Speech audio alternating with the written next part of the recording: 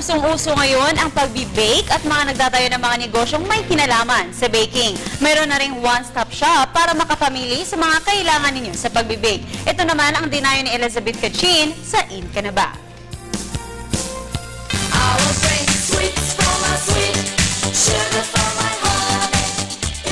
Ikaw ba ay mahilig mag-bake o gustong matutong mag-bake? Pwes, narito na ang In The Baker's Hub na matatagpuan sa Quezon City na dapat niyong puntahan.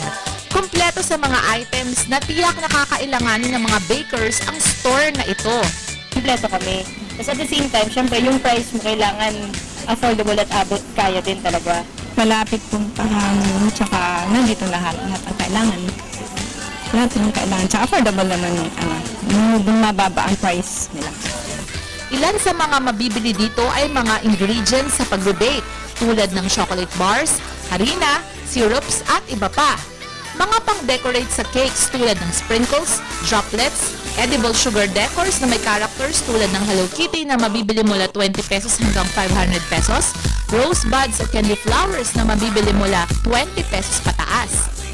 Packaging ng produkto tulad ng boxes, canister, mga tools for baking tulad ng rolling pin, measuring cups at molder. Bukod sa mga items na to ay nag-o-offer din ng training at seminar ang store na ito para lalo pang mahasa ang inyong baking skills. Every month, meron tayo mga free demos, free seminars. Sometimes may mga company sponsor tayo which is also free.